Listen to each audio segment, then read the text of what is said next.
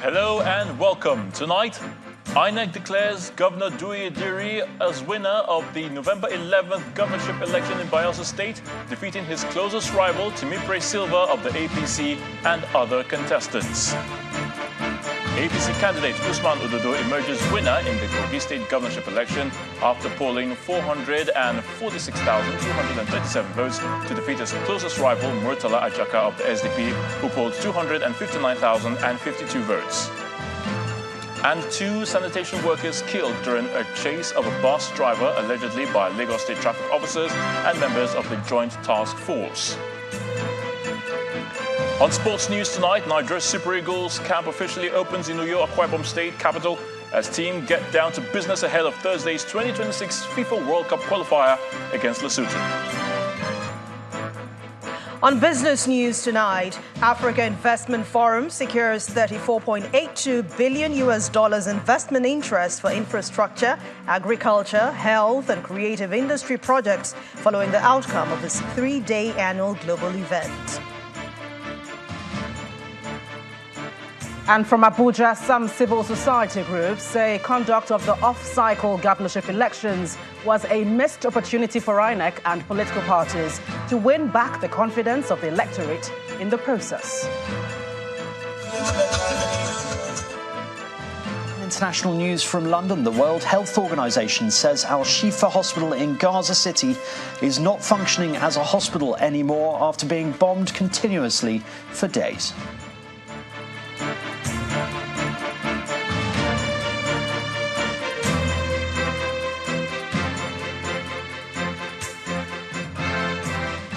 We begin in Bayelsa State, where the Independent National Electoral Commission, INEC, today declared Governor Diri winner of the November 11th governorship election in the state. Governor Diri polled a total of 175,196 votes to defeat his closest rival, Timipre Silva of the All Progressives Congress, who polled 110,108 votes. The result of the election was announced today by the returning officer, Professor Farouk Kuta of the Federal University of Technology, Minna, Niger State. The day begins with party supporters gathered on the street for a carnival-like event in anticipation of a favorable result for their candidate.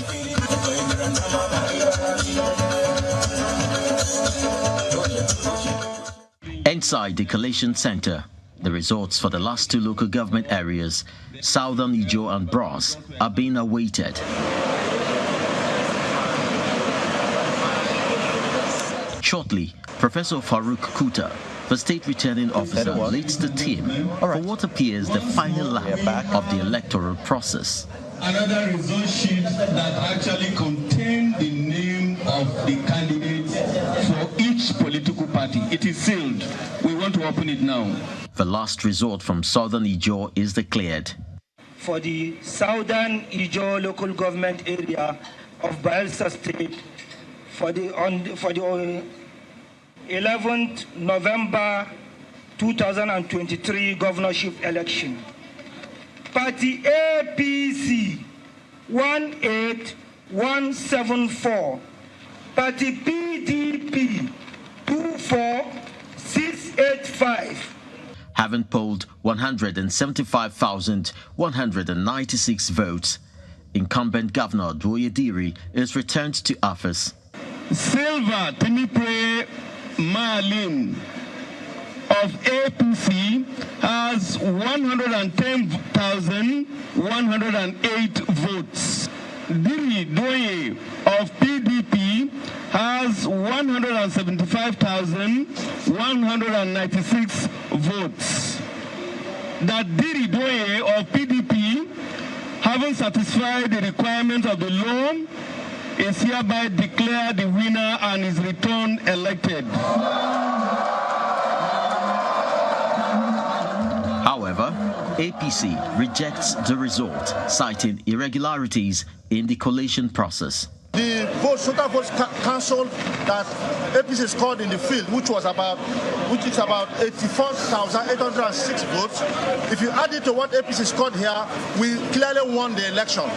But it is clear that INEC had colluded, connived with the PDP to also our result here in this INEC office, not at the field.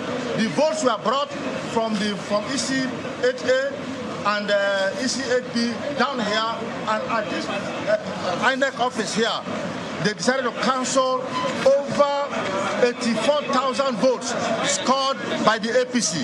It is unprecedented. It has never happened anywhere. And we are totally rejecting this result. With the election done, Bayelsans would expect governance to continue for the growth and development of the state. Chris Elems, Channels Television News.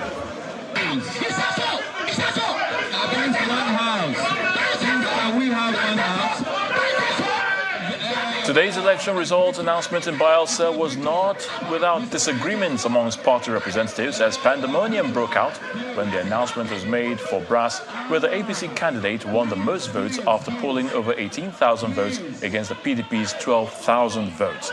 While the returning officer, Professor Farouk Kuta, took comments from the party agents, tension was inflamed when the agent of the Accord Party referred to an incident that he said might have impacted the outcome of the polls in Brass, which indicted the APC. This did not go down well with the APC. However, it took the intervention of the police to calm frayed nerves, with collation adjourned for an hour before the last local government, Southern Ijaw, was announced and the final results eventually declared.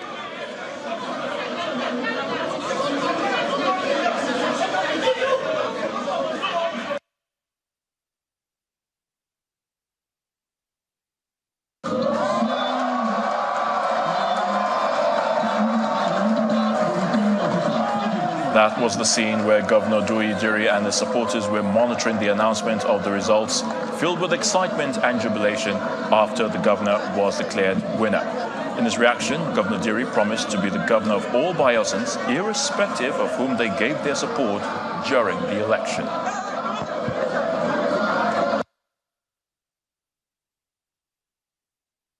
This victory would not have been possible without the mighty hand and grace of the Almighty God and the overwhelming support you have shown towards me, my deputy governor, and indeed the prosperity government. I am deeply humbled by your overwhelming expression of confidence, by your mandate to serve you for another 4 years.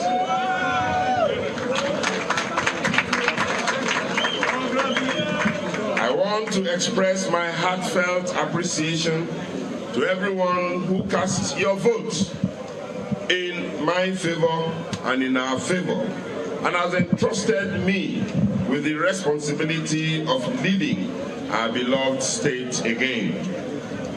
I am also immensely grateful to the leadership of our great party, the People's Democratic Party, at all levels. I urge you all to celebrate with temperance, as this victory is not the exclusive preserve of any one political party.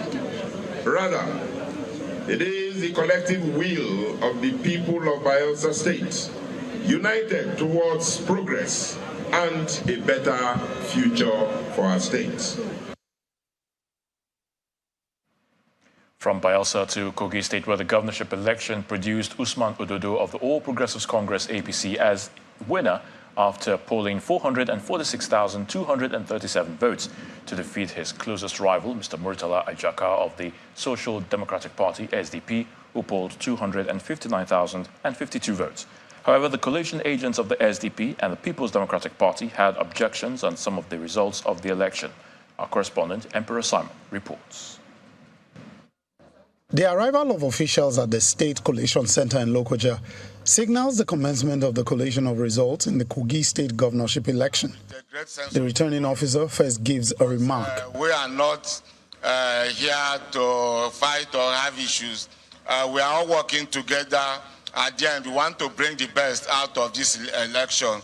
Then collation begins with results from Uzodinma local government area. Total number of registered voters, 17,688. This is followed by results from Ida, Yagba West and Okeyi local government areas.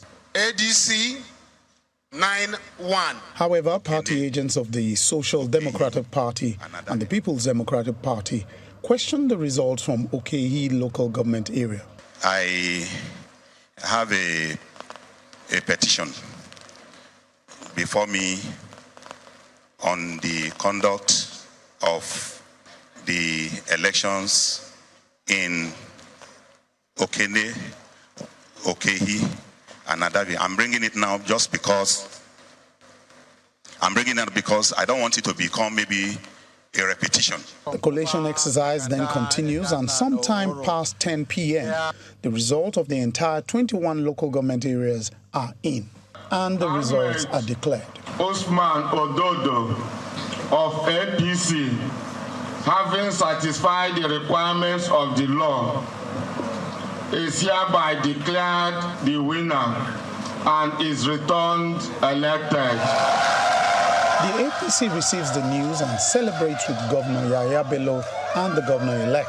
Both Governor Bello and Mr. Ododo extend the olive branch to those who lost in the election.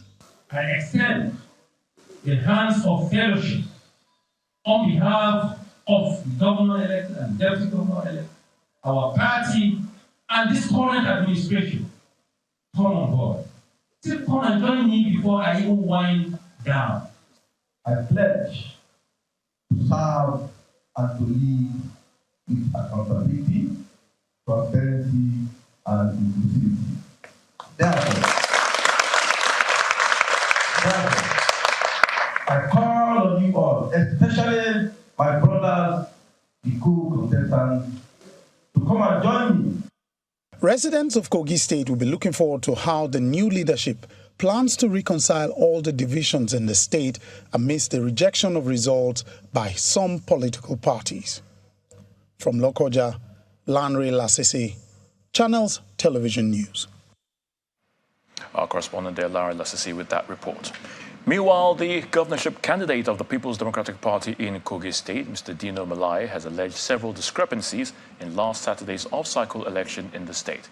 He says these discrepancies were observed in 17 of the 21 local government areas of the state. He spoke on our political program, Politics Today. There were overvoting in 17 local governments, including my local government, Ijomu local government. Accreditation from EC8A. You can see what it is. Then see the discrepancies with what you have in Rivers accreditation. Just look at it. It's so clear, so open, so brazenly done, so shamelessly done, so ridiculously done. Remember yesterday when INEC made a press release, they said there were discrepancies or reported discrepancies in 5 local governments and that they were investigating it. INEC said they were investigating it. While you were investigating, you went ahead to declare those local governments. You will see how mutilated the result sheets are. You will see where PDP votes were cancelled and reduced. This is an example of one.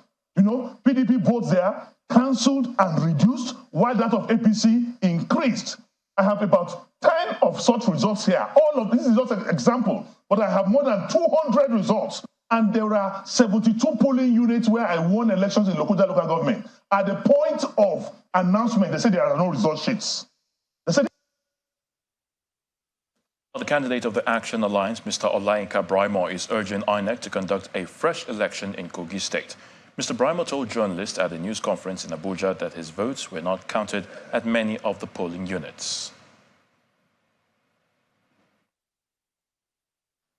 I would like to bring to the world that the results as announced by INEC is not acceptable by us. We are rejecting this result in totality and requesting for fresh elections, because across polling units across the state, so many of votes casted for our party were not counted. So many of our ballots were destroyed. We have evidences of our people that voted, and on the result has been uploaded and been announced, we recorded 0. We have established a lot of processes that were not followed, guidelines broken, a lot of vote buying, and several other issues that questions the credibility of the process. At this point, our demand is clear. We are not accepting these results. We are not going to allow this result to stand. In part two, after the break, no victor, no vanquished. Governor Hope Uzodinma urges his contenders in the Imo election to sheathe their swords and work with him to build the state. Please join us again.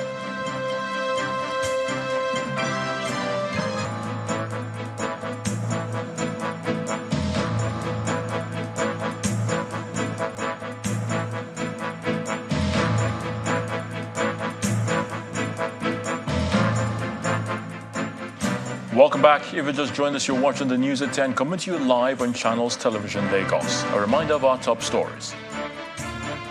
INEC declares Governor Diri winner of the November 11th governorship election in Bayelsa State, defeating his closest rival Timipre Silva of the APC and other contestants.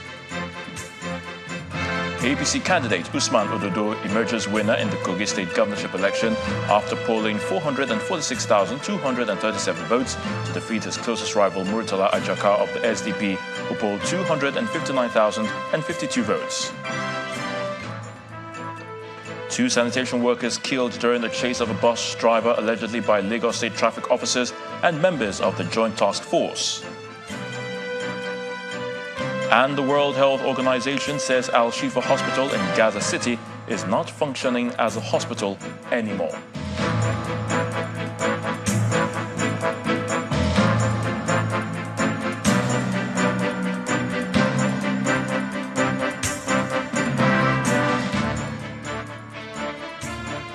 In Imo State, Governor Hope Uzodinma has asked his contenders in the just concluded election to sheathe their swords and work with him to build the state.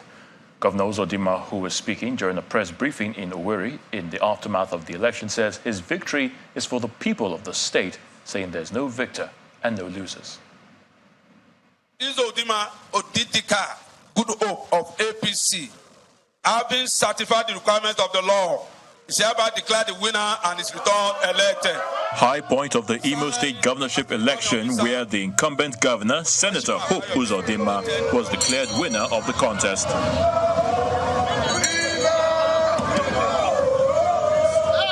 While his supporters take to the streets in jubilation, Senator Uzodinma deems it fit to appreciate residents to whom he dedicates the victory.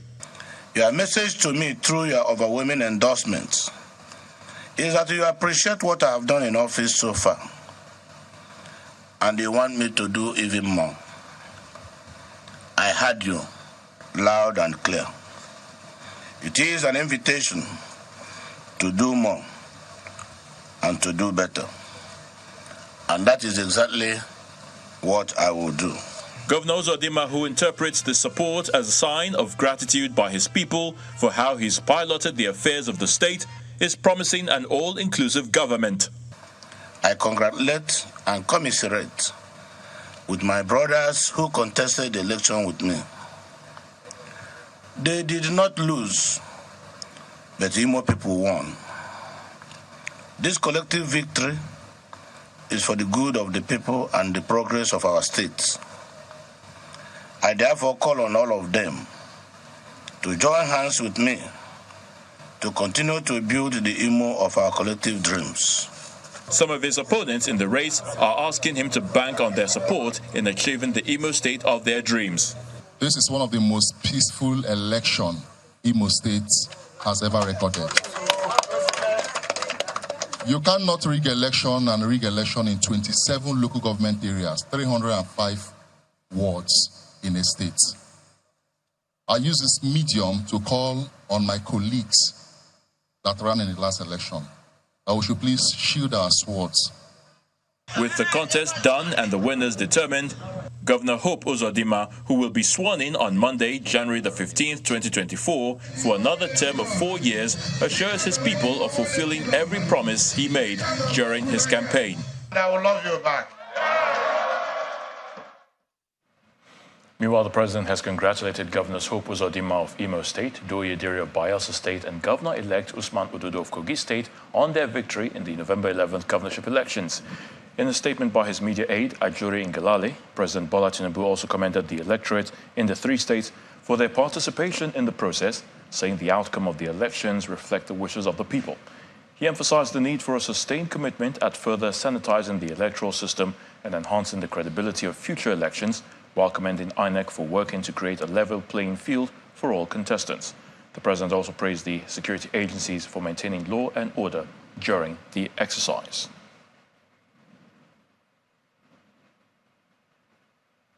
So let's head to the nation's capital now, where Gloria Umezuke is standing by to give us the very latest from our Abuja studios. Great to see you, Gloria. Over to you. Many thanks, Ayo. Here in Abuja and staying with the off-cycle polls, some members of the Nigeria civil society who monitored the off-cycle governorship elections have described the outcome of the exercise as another missed opportunity for INEC and political parties to win back the confidence of the electorate in the country's electoral process. While speaking at separate news conferences in Abuja, the groups maintain that politicians undermined established processes meant for credible elections. They, however, commended security agencies for ensuring that the elections were not as violent as many had anticipated. The off-cycle governorship elections in Kogi, Bayelsa and Imo states have been concluded across the three states. However, the conduct and outcome of those exercises and the attendant consequences on the country's electoral process form the crux of the discussions among many election observers. For members of Yaga Africa, Saturday's elections in Kogi, Bayelsa and Imo further roll back the confidence of voters in the electoral process. At Yaga Africa, we are concerned about the continuous decline in the quality of our elections and the penchant to lower the integrity standards of our elections, irrespective of reforms introduced by INEC and progress made in reforming our election legal framework. The November 11 election were another missed opportunity to rebuild trust and confidence in the electoral process. The election does question the commitment of democratic institutions to electoral integrity and credible elections. I think, a similar position is also maintained by members of Nigeria's Civil Society Situation Room and the Center for Democracy and Development, who believe strongly that there is an urgent need for reforms in the political parties. Situation Room is deeply disappointed with the conduct of the governorship elections that held in Bayelsa, Imo, and Kogi states, and worries that elections fell far below the threshold of credible elections. These elections represent a major setback in Nigeria's democratic development. Every time you make reform, they find a way of going around it to subvert what reform has been made. And we keep back going every cycle. We got every cycle of the National Assembly spending 4 years trying to amend the Electoral Act. We keep emphasizing electoral reform. But if you don't do political reform, then you can't get anywhere. The Situation Room also calls for a reform in the composition of the electoral umpire. But the way INEC is constituted right now, I think that it is incapable of conducting free, fair, and credible election. And that means that we need to do something about its composition. The November 11 off-season election in Bayelsa, Imo and Kogi is a major election conducted by INEC after the general election in March, and for many of these observer groups, it appears not many lessons have been learned from the failures of the 2023 general elections. The Nigeria Labour Congress and Trade Union Congress say there's no going back on their planned industrial action, as the two labour centres have directed their affiliate unions to down tools at midnight. The labour leaders told journalists at a news conference in Abuja that not one of their demands have been met since a week ago, when they announced their intention to proceed on an indefinite strike in protest of the attack on the NLC president, Mr. Joe Ajaero, in Owerri, the Imo State capital. we gave some conditions that we want the government to meet regarding the brutalization of the president of the Nigeria Labour Congress. So we set forth some conditions, and those conditions, they were very, very clear, without ambiguity whatsoever. In order to further draw the attention of government, we had a picketing section last week, Thursday. But instead of government to come out strongly to condemn this criminality, instead of government to speak and stand on the side of justice and on the side of truth, some people in government, they were running their mouth and making all kinds of statements. So effective tomorrow or midnight today, a nationwide strike is going to commence. All affiliates of Trade Union Congress of Nigeria, all affiliates of Nigeria Labour Congress, all state councils of the two centers have been mobilized adequately.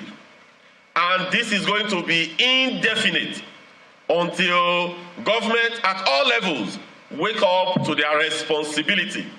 This is the decision of the joint neck of NLC and TUC, and we are going to carry it out to the latter. Solidarity forever.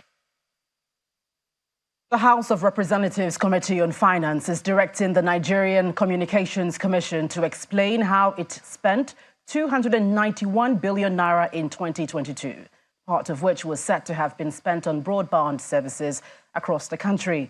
The committee questions where the broadband services were provided. Meanwhile, the committee is giving the Industrial Training Fund 48 hours to explain missing funds of over 3 billion naira. Well, still to come on the news at 10, Africa Investment Forum secures $34.82 billion investment interest for infrastructure, agriculture, health and creative industry projects following the outcome of its 3-day annual global event. But that's some business news. So join us again.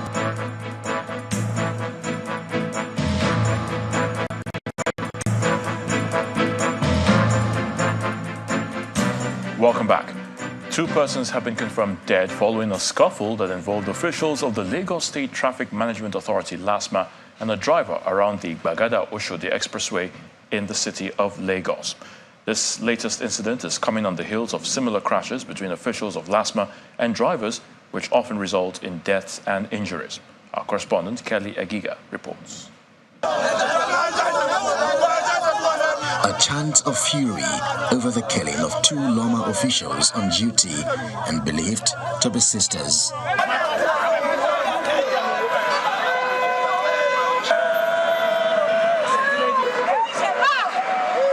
Vehicular movement is stalled as passers-by and motorists are left in shock over the tragedy.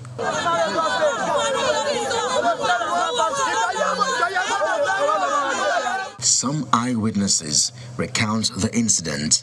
Last month, officials were trying to arrest a Sienna bus.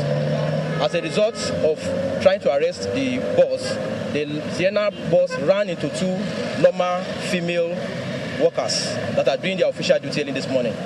And immediately the scene happened, they ran away. A car was trying to block them down, and they ran into that very, very accord car, and which now ran into the side gutter. So people are also trying to relay them to run after them, but none of them were able to stop. The situation quickly leads to a demonstration as residents protest the killing.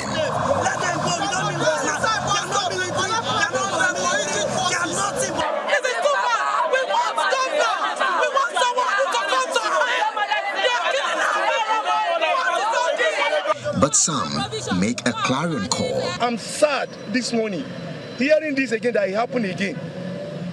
That this kind of thing happened again. Please, His Excellency, please, we are begging you, please do something about this. It's getting too much. It's getting out of hand. Please, please and please address this issue. If anything that our governor can do for us, because the children are 6 months, they have the one that they are in higher institution, and nobody to help us. Is this only this woman? Please. With fingers pointing at officials of LASMA, we visit the headquarters of the agency as well as the Lagos State Task Force office, but we are denied an interview. Our next stop is the office of the Lagos State Police Command. Information at our disposal is still very much sketchy, but we have launched a comprehensive investigation into what truly happened. And the moment we have enough information, we'll let that be known to members of the public. So we really can't give specific information for now. In the course of making efforts to unravel the identities of those responsible for this tragedy, silence has been the name of the game from the Lagos State Traffic Management Agency, LASMA, as well as Office of the Lagos State Task Force. Kelly Egiga, Channels Television News. Saudi Arabia has cancelled the visa of some Air Peace passengers on arrival in Jeddah.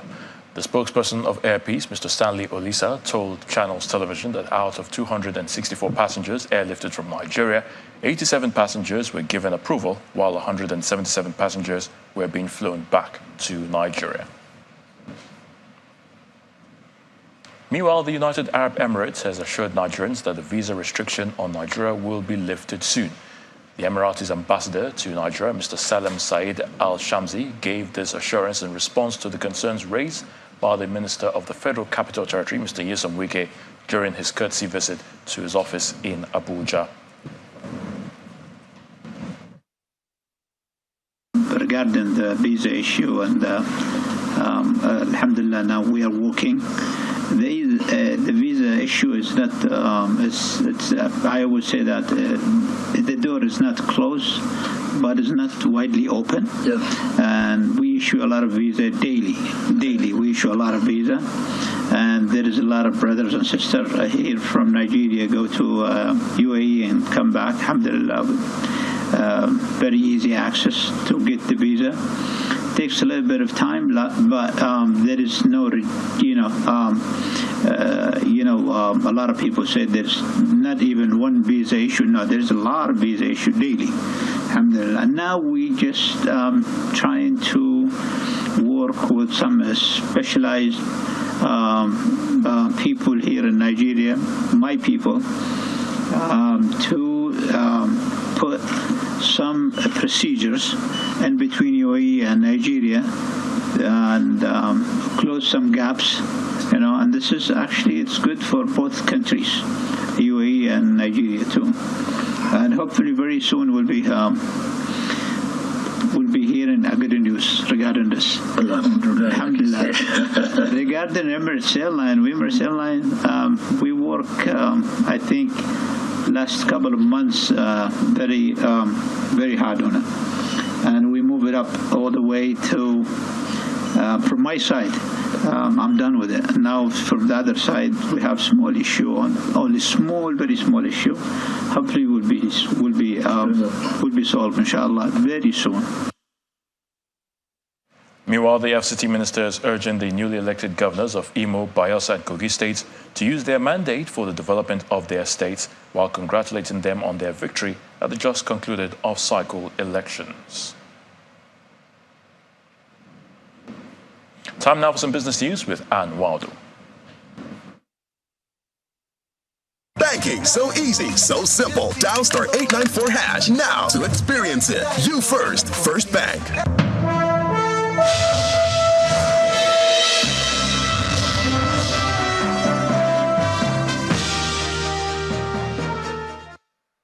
Thank you, Ayotunde. Hello and welcome to Business News. In just 3 days, the Africa Investment Forum has generated $34.82 billion in investors' interest for infrastructure, agriculture, health, and creative industry projects. The group president of the African Development Bank and chairperson of the Africa Investment Forum, Dr. Akinwumi Adesina, made this known in a statement at the end of the global event over the weekend. He highlights that the Africa Investment Forum is building a formidable powerhouse around investments that will deliver transformative impact on the lives of the people around the African continent. The Africa Investment Forum, which is a multi-stakeholder platform focused on continental deal-making project and facilitation between project sponsors, policymakers and investors, has attracted nearly $180 billion in investment interest since it was launched in 2018.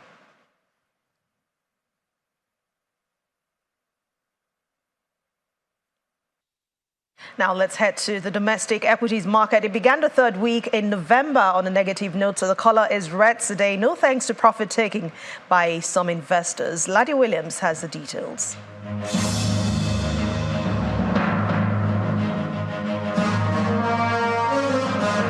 Hello and welcome to the stock market report. Well, after a good outing last week of about 1%, this week kicks off in the red as investors take profit on some bellwether stocks. We see there's a drawback of 0.29%, but still maintaining that 70,000 level for the all-share index. Market cap still sitting at 38 trillion. Let's look at the gainers counter now. We see right there, Aluminium Extrusion Industry PLC tops counter, 7 naira 15 kobo, up 10%. That's in the natural resources sector. We also see new kid on the block, Mikio Industries PLC, also on the gainers chart there, adding 4.4 naira 31 kobo, 9.95%. This one's on fire at this point. Let's look at the losers chart now. We see market mover, Boss Cement there, second on list, 7.76%, 98 naira 70 kobo to close. And Japan Gold, 1 naira 80 kobo, down 9.09%. Even with the drop today, it's still a positive market breadth of 26 advances against 18 decliners. Well, that's how your money performed today. I'm Laddie Williams. Thank you for watching Business News. I'm Anne Nwawadu. The rest of the news at 10 continues now with Ayotunde.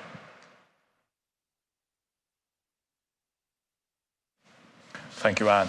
The World Health Organization says Gaza's largest hospital, Al-Shifa, is fast becoming a cemetery with bodies piling up inside and outside the medical center as the lives of premature babies hang in the balance. Here's Simon Pusey with other international stories in Around the World in 5.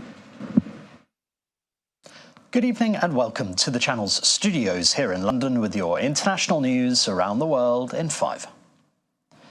The World Health Organization says Al-Shifa Hospital in Gaza City is not functioning as a hospital anymore. The World Health Organization says constant gunfire and bombings in the area have exacerbated the already critical circumstances. Doctors there say they fear the remaining 36 newborn babies needing intensive care treatment may die. Meanwhile, EU foreign ministers have gathered in Brussels to discuss Gaza and the situation in the Middle East, Ukraine, Armenia and Azerbaijan, as well as COP28. On arrival, the EU Foreign Policy Chief Josep Borrell called for immediate pauses in Gaza and urged Israel to show maximum restraint. We ask for an immediate pauses. I'm saying that in plural.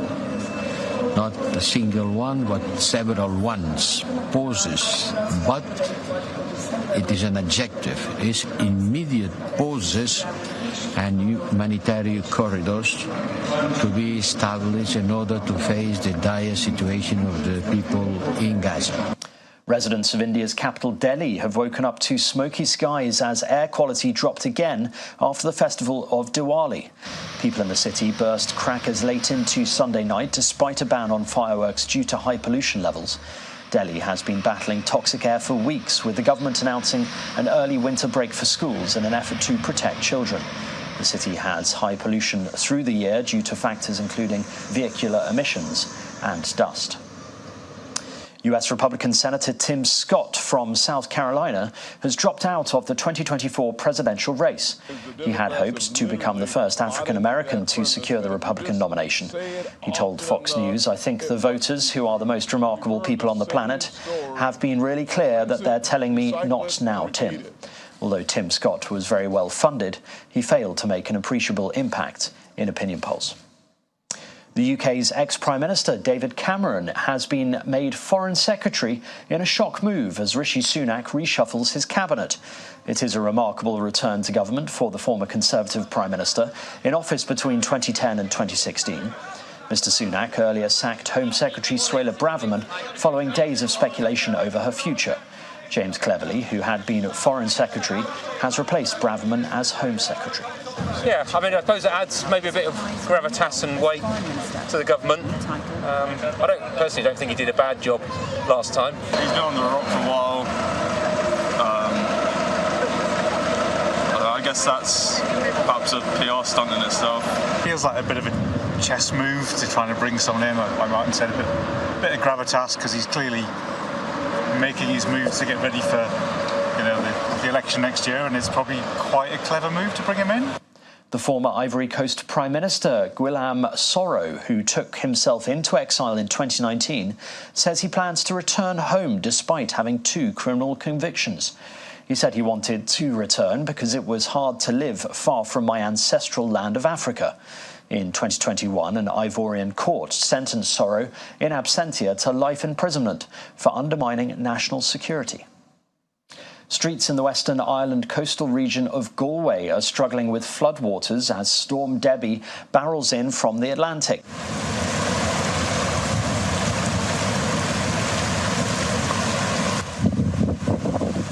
Videos posted to social media showed parked vehicles partially submerged while wind and heavy rains lashed the streets. Debbie is expected to move east across Ireland and towards England as Britain's Met Office issued alerts for strong winds of up to 80 miles per hour in the northwestern county of Lancashire. And a lion that was spotted walking through Ladispoli, west of Rome, has been captured and returned to the circus in Italy after it escaped. Videos posted on social media show locals shocked at seeing the big cat roaming the streets of the seaside town. Kimber the lion was caught more than 5 hours after the initial alert was raised. Circus owner Ronnie Vassallo said the lion was doing fine and that investigations were underway to find out how he escaped.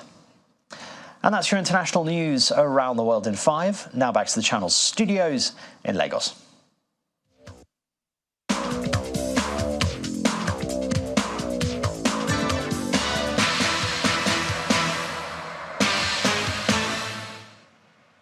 Many thanks, Simon. Welcome to Sports News. Super Eagles players have started arriving the team's camp earlier today as they begin preparations for Thursday's 2026 FIFA World Cup qualifier against Lesotho at the Nest of Champions in Uyo.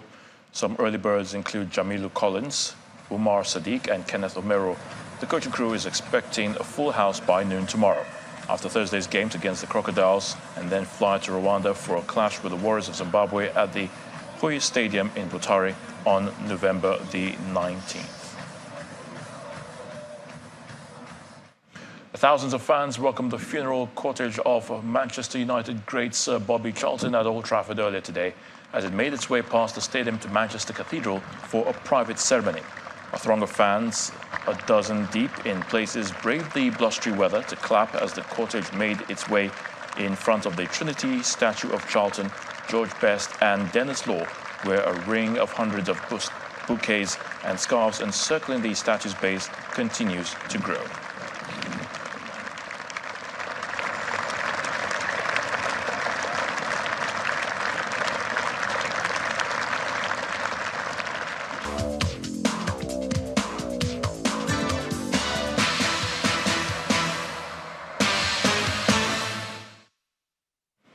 And the main news again.